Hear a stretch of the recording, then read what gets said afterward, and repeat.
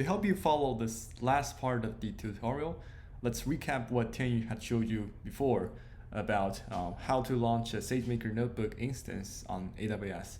So at the beginning, if you do not have any AWS account in your hand, we also provide free event account that is provisioned to you temporarily. This is how we start this. Tianyu has showed you.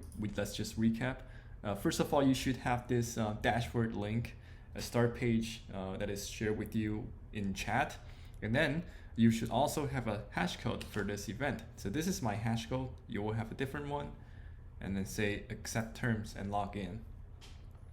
And you will have the option to sign with your social account. So for example, let's continue with my Amazon account.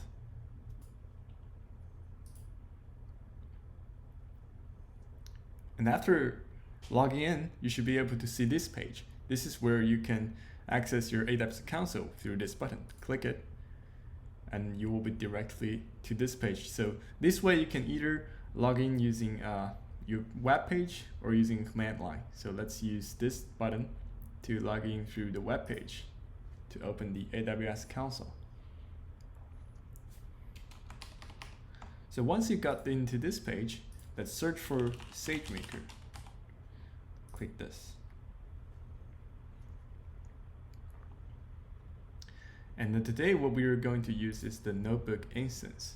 So we already have one. If you follow Tianyu's tutorial in the first part, you should also have a similar one. But here we're just going to recap all the process with a little bit of difference because we need to run a large network model, and we want to have enough disk size to handle all the data and model files. Here's what we are going to do. So your name.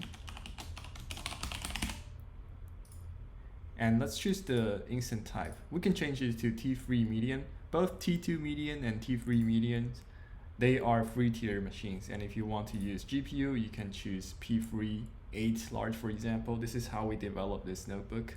And today, if we're going to use the free tier, stick with the T2 or T3 median. I will just use the T3 median. And leave other things.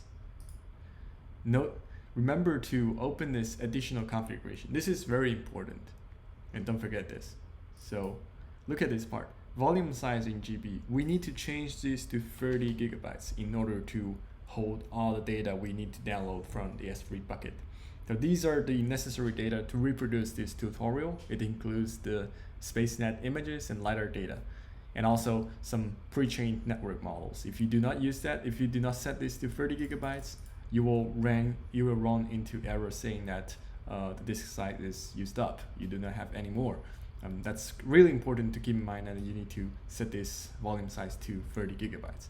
If you do not want to create a new one, don't worry about that. Just stop the previous one and then edit the instance and then change this number to 30 again, and you'll be able to start it again and then do it. So here we just start from scratch. And then we need to select the IAM row. If you're using the event account, these just keep it as default called team row. If you are not, if you're using your own account, say create a new role, and then just leave everything as default and then say create role. And since we're using the event count, we just stick to the team role, the default one, and keep everything as the same. So the only thing we need to change first, select the proper instance type depending on your need, and then expand this additional configuration, set it to 30. So these are the quite important parts that we are doing different at this time. Say create notebook instance. And now you can see that the status of this new instance will be pending. And I already created one before.